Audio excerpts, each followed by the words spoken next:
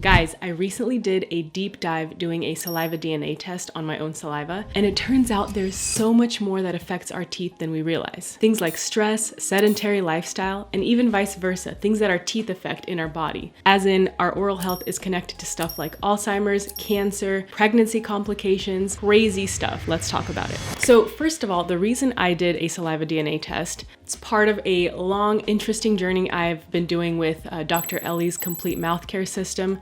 Dr. Ellie is a dentist on YouTube, and she has a lot of non-traditional things to say about dentistry. If you guys want to, you can check out her stuff. I think you just literally type in Dr. Ellie and she'll pop up on YouTube. But one of the things she really advocates for and promotes is her Complete Mouth Care System. You can also check out my videos on her stuff. I did try her Complete Mouth Care System twice, and I've been talking to her and stuff, so you guys can check that out. I'll leave a link to my playlist on Dr. Ellie down below. But anyway, one of the things that she recommended was for me to do a saliva DNA test. So she offered to set me up with that. I got the kit, followed the instructions, sent out my saliva, and got the results back. So let's take a look at those. Okay, so the first report that I got was for cavities risk. So as you can see, there are 3 types of bacteria that they're looking for, and I had literally 0 of those types of bacteria, which is great, no cavities, so basically nothing to talk about here, but I totally understand that this is not the case for everyone, so let me kind of go over with you guys what you would do if your results showed different types of cavity-causing bacteria.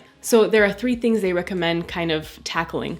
Number 1 is your oral care. So basically making sure that you have a good hygiene routine, brushing, flossing. If you've been watching Dr. Ellie, she advocates for a whole different oral care system using some mouthwashes, very specific mouthwashes and toothpaste, not so much the flossing, but I personally stand by flossing. But anyway, just having a good hygiene routine. And then also, as you can see here, patient history matters. Things like the types of medications you take, if any kind of medical history or health conditions, as well as genetics. I hate throwing out the word genetics because people oftentimes just chalk everything up to genetics and like, well, it's just genetics, what can I do? But my saying in terms of genetics, it's actually not my saying, somebody else said it, but my motto in terms of genetics is genetics loads the gun, but lifestyle pulls the trigger. So if you're genetically more predisposed to getting cavities, that just means you have to work that much harder to help prevent them, but that doesn't mean that you can absolutely do nothing about it because of genetics. Anyway, my 2 cents on that. And then the last thing they talk about here is diet. So things like processed carbs, sugars,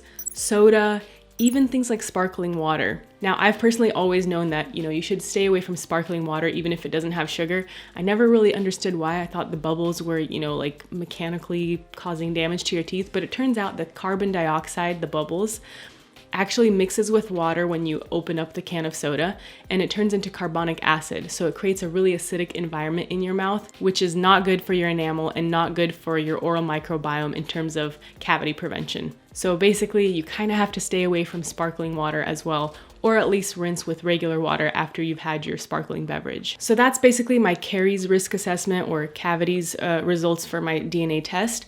Let's talk about the perio results. So this one had a little bit more stuff on it, which actually when I was talking to Dr. Ellie, she said that it was completely normal. In fact, she said she would actually be very concerned if there was absolutely nothing on the results, especially in terms of perio.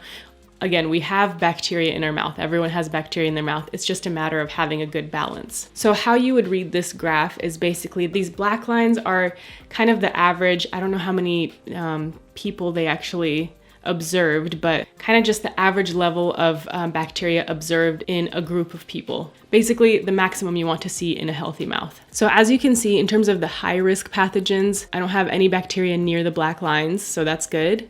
And then in terms of moderate risk pathogens, again, nothing has reached the black lines there. And in terms of low risk pathogens, I have 1 bacteria that's kind of right at the line there. Again, talking about these results with Dr. Ellie, she didn't see anything out of the ordinary. I did kind of take a deep dive into that particular bacteria.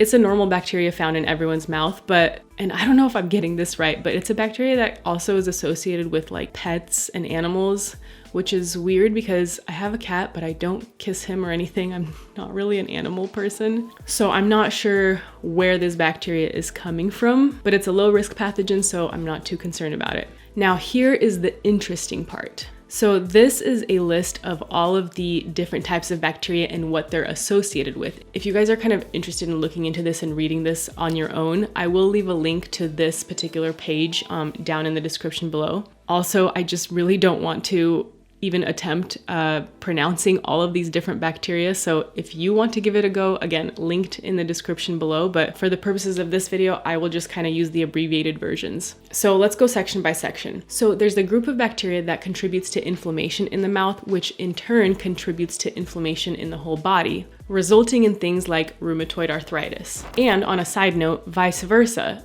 inflammatory response in our body affects our teeth as well. For example, stress is actually an inflammatory response. So when you're stressed, you're actually opening up the pathway to inflammatory markers, proteins, cytokines, basically molecules that trigger an inflammatory response. And so the issue nowadays is that stress is actually chronic and kind of low grade, so it affects your whole body constantly, including your teeth. So you could be doing all the right things for your teeth and still be dealing with gum disease or other dental issues because of a simple underlying thing like stress. Okay, now this next one I actually knew about.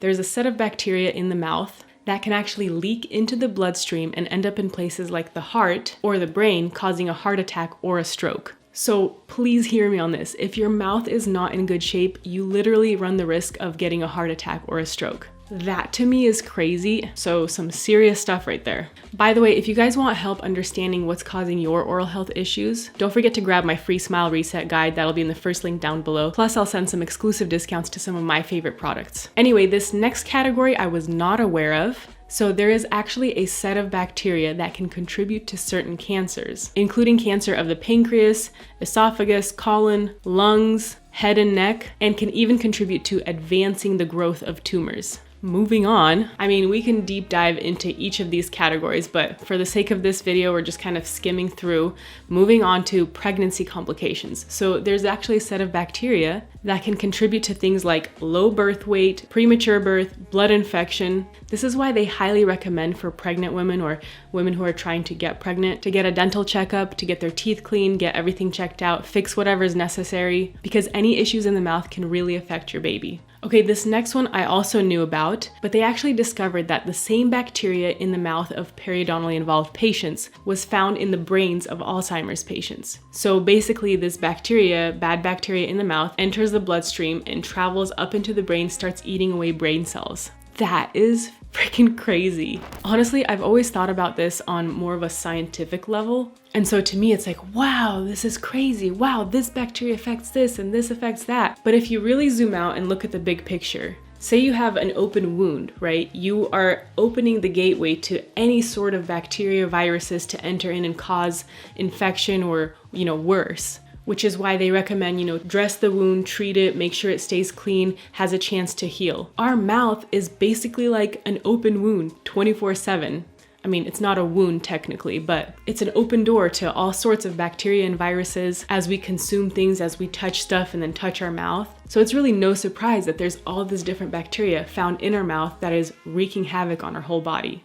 And this is why we really need to focus on keeping our mouth clean and healthy to prevent the bad bacteria from overtaking our oral microbiome. Okay, this next one absolutely caught me off guard. So things like obesity and lack of exercise, these things are associated with this set of bacteria which contributes to inflammation. So there's a certain type of bacteria that appears in our mouth and starts taking over and causing periodontal disease, and it's associated with sedentary lifestyle. At first, putting these words together in one complete sentence felt revolutionary to me. But again, basic, big picture, zoom out moment. Think of it this way. If you aren't moving around, you're closer to being dead than you are alive. And when you're approaching the dead state, your body basically starts decomposing. So it's no wonder that if we're living a sedentary lifestyle, there's a bad bacteria that starts to eat away at our gums and our bone, causing periodontal disease. Let me tell you guys, I got up that very same day and went for a walk,